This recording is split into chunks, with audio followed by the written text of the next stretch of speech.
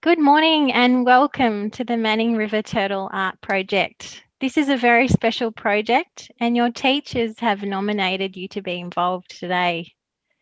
Today is World Wildlife Day. It is a day where we celebrate animals and all living things.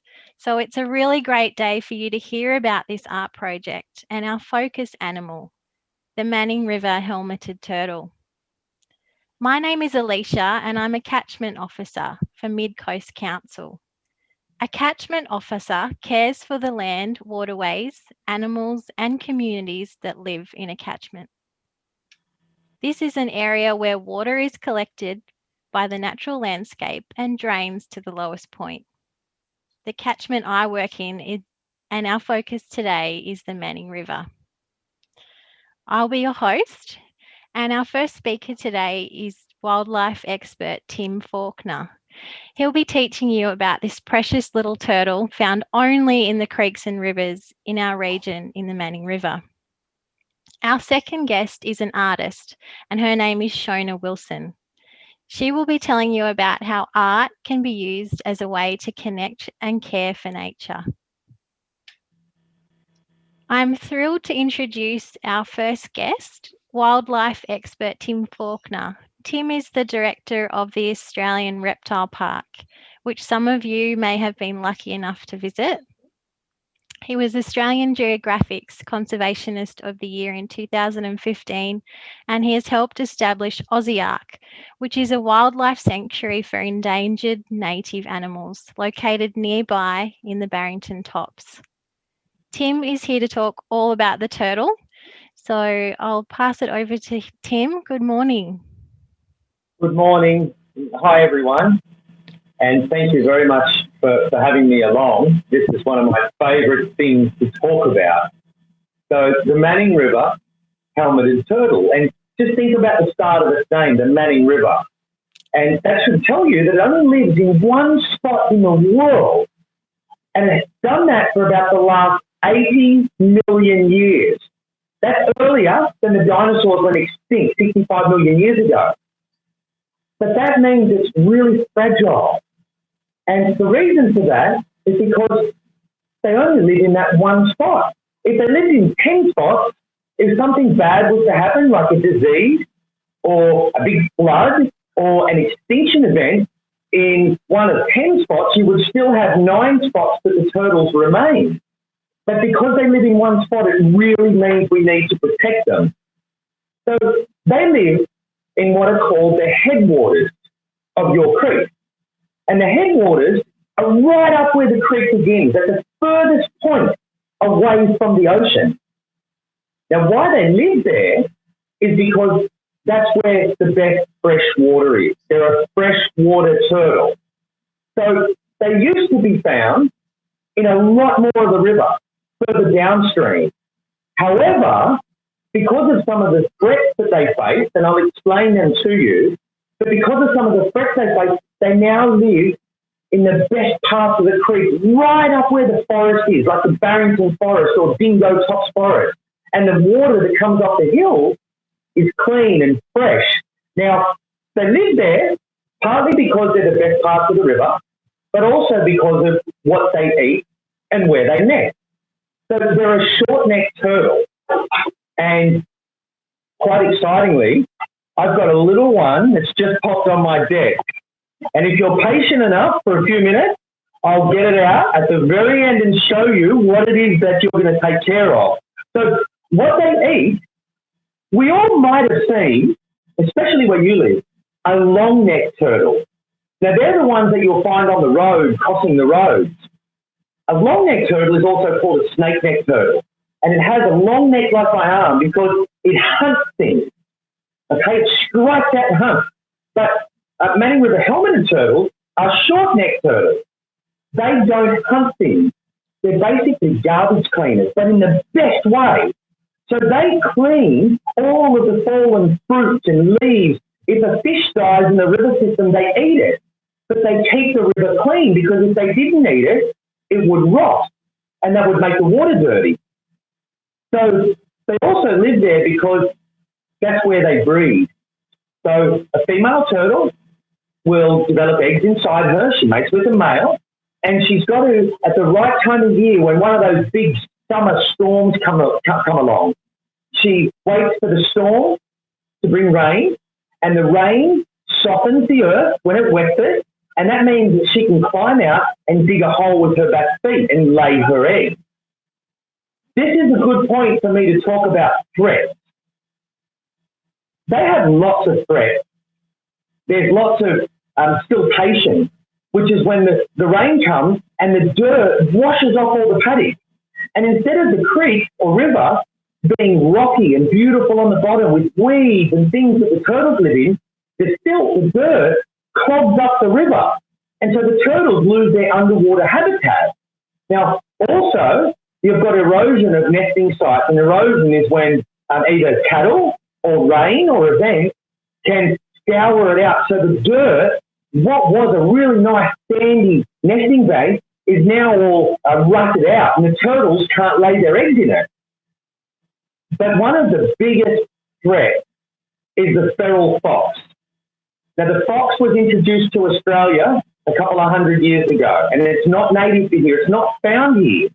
But the fox has learned turtles lay their eggs in October or November, and the fox runs up and down the riverbank because it's trying to sniff out turtle eggs. I have seen so many Manning River turtle nests. The female, the mum, had laid her eggs that night, and before I got there the next morning, the fox had already eaten all of the eggs. So what we've got now is a species, your species, a Manning River turtle, and all the turtles in the river are old. They're 30 to 50 years old, and there's no little turtles, and it's a real problem.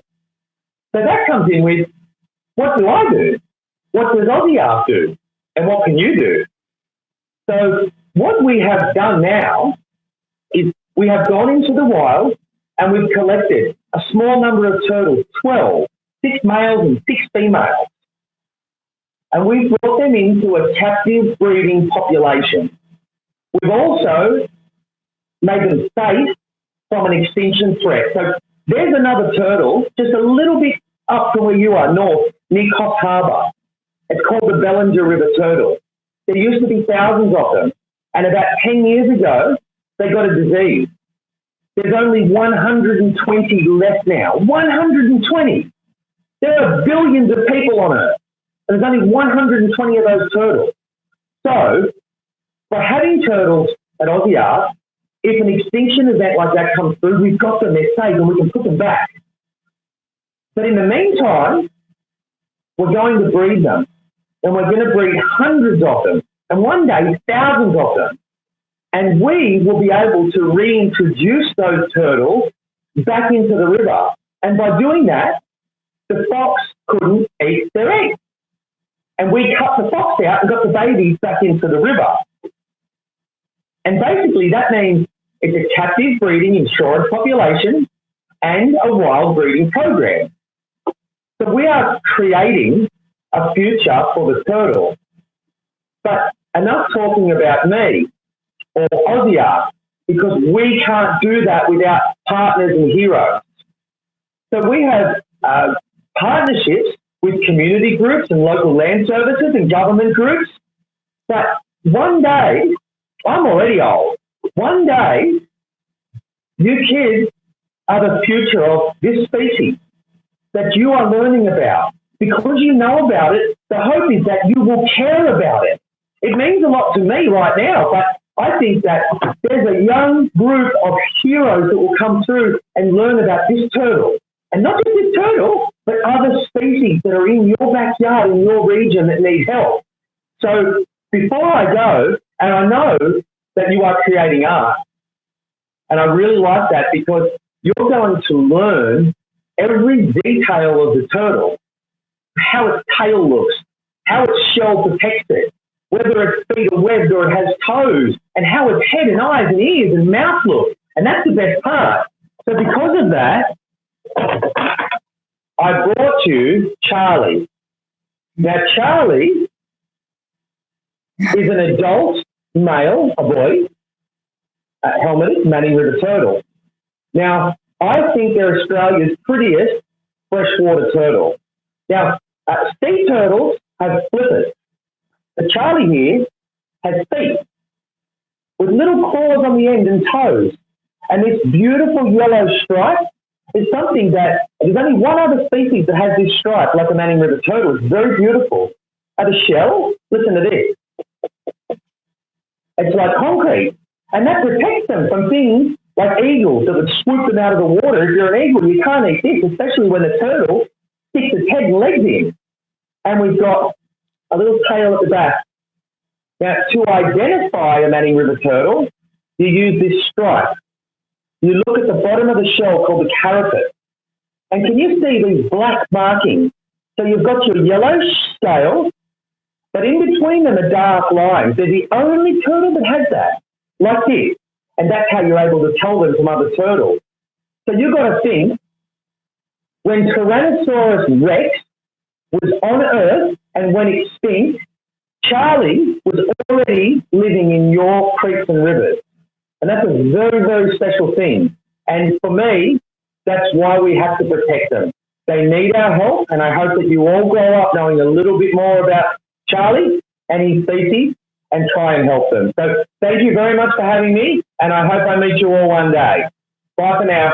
Thank you so much, Tim. That was amazing, and thanks for showing us Charlie. He's absolutely beautiful. We are so fortunate to have our second speaker with us today, Shona. Shona Wilson is a sculptor. She has been sculpting or making art for 30 years. She uses natural materials in all of her creations. Shona is going to tell us a little bit about the baby Manning River turtle weavings that you will be creating. And she's also going to talk about how your baby Manning River turtles will be used to send a message to the world. Hi, Shona, and welcome. Hello, everyone. And I'm so excited to be here and be involved with this project. And thank you, Tim, for being such an exuberant hero for the turtle and showing us Charlie. It was just fantastic. Art is a seriously fun way to communicate. It can be used to communicate any idea, feeling, or message in a profound way because it can connect all those things together at once. Art is about imagination. Imagination leads to creation. What sort of world do we want to create? This art project imagines a healthy, natural world. I have been a sculptor for 30 years, working with natural found materials all that time. These are my art materials.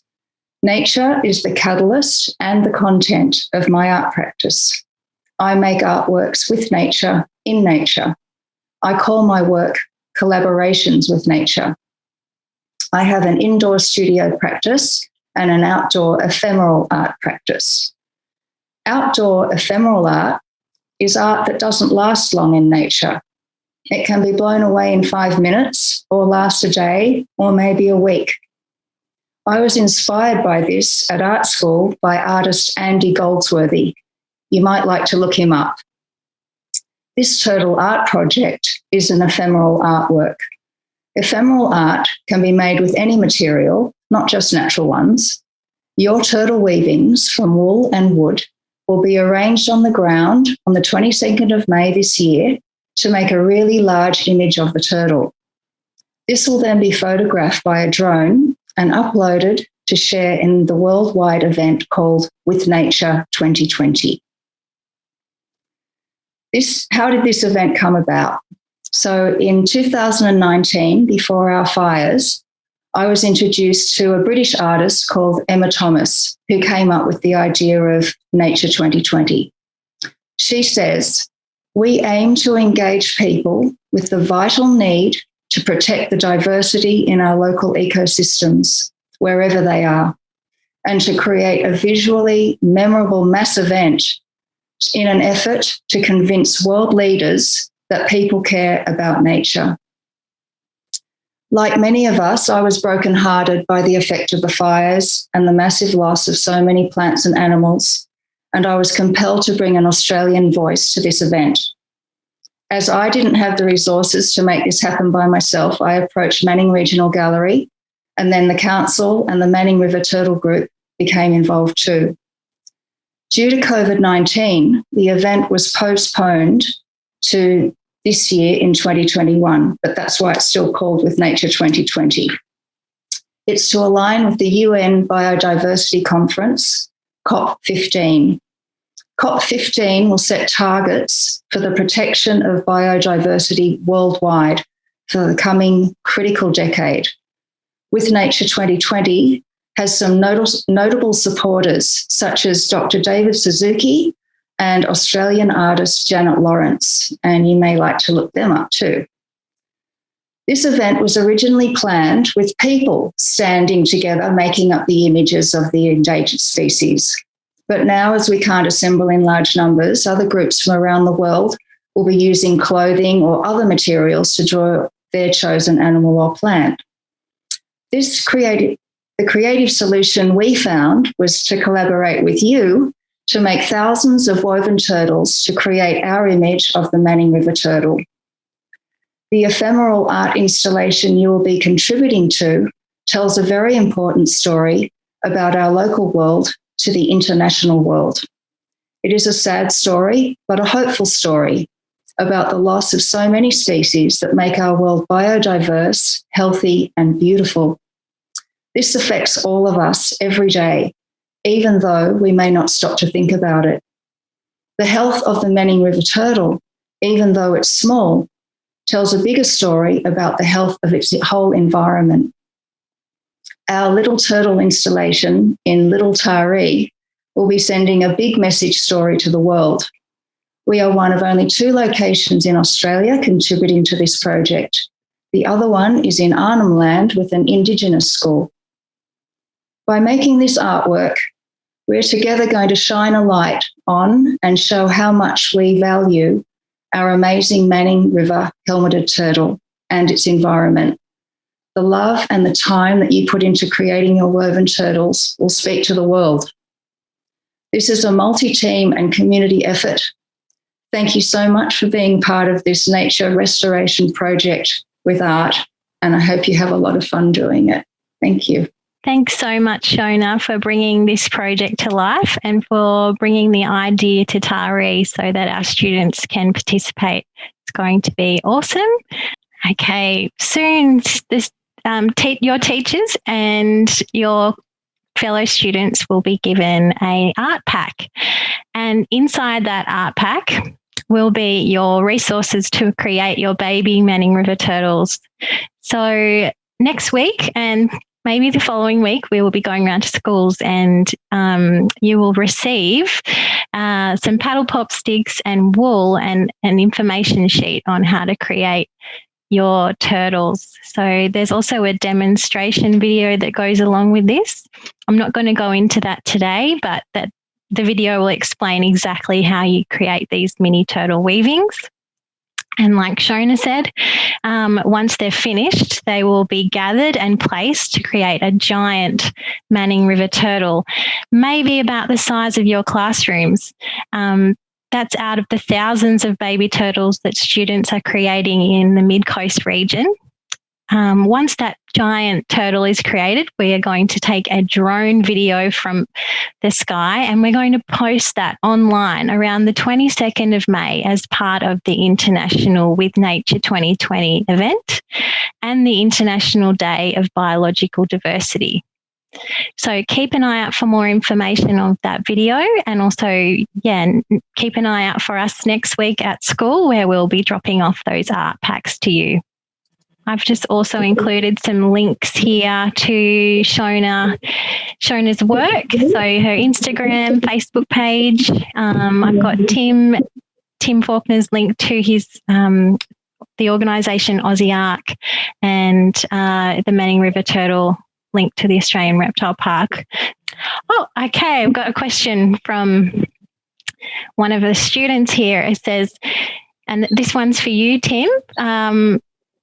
How many baby turtles do you have at Aussie Ark at the moment? We have 25.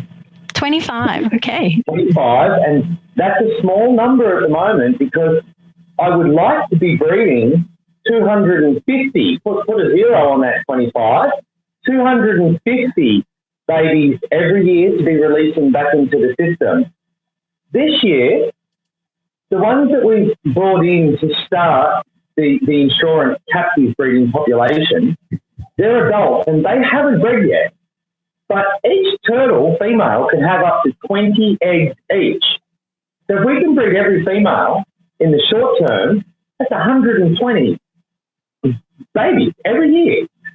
The ones that we have this year, one of the clutches, it's a clutch of eggs, they're called. So one of the clutches was laid by one of the females, but she already had those eggs inside her when she came to us. So we didn't really captive breed her. The other clutch was rescued from an area because you remember we had that really big drought when all the bushfires were out. And some of the female turtles, not many did, but some that still laid eggs, the water was so low in the river that they laid their eggs right down in the spot that when the first rain came, they were going to flood. And they wouldn't normally do that because we wouldn't be having such a severe drought and the water wouldn't normally be that low. So we rescued that clutch of eggs, and those hatchlings are now growing. They've gone up 4 times their size, from 10 grams to 40 grams, and they'll be released back into the wild really soon. I've just got another. I'm just going to choose one more question in the interest of time. This is from Mrs. Hobbs, Sue Hobbs. She's asking, how old is Charlie? Okay, it's a really interesting thing with turtles because they can live as long as humans. In fact, I have Galapagos tortoises at the reptile park, and one of my mates down there, Hugo, he's like what we would call a teenager, but he's 70 years old and he can live to 200. Now, Manning River turtles can probably live to somewhere between 50 and 80 years. Now, the reason I give you that explanation before I tell you how old Charlie is because turtles are difficult to age sometimes. It's hard to tell how old they are because if they were in a really good environment with perfect food, they grow faster than turtles that are in a bad environment with less food. So I have to guess, but would you believe it that Charlie's probably already 10 or 15 years old, and they don't start breeding until they're 8 to 10 years old. So Charlie now, at the size that you saw, is what I would call a subadult or almost an adult. So he'll get a little bit bigger, but it takes a long time. They're a very long-lived species. So my best guess is 10 to 15 years. And something that's also really exciting, and this is where we talk about your future, watching the turtles, this species. Every turtle that we collect in the wild through surveys is then identified. We can put a little mark in the shell and we know who it is for the rest of its life. And every turtle that we breed that goes back into the system, back into the creek, has a little mark in its shell. So when I'm old and grey and one of you kids are 40 or 50 years old, you could be working in that river system and catch a turtle that we released this year in 2021. Imagine that in 50 years. That would be success. Thanks, Tim.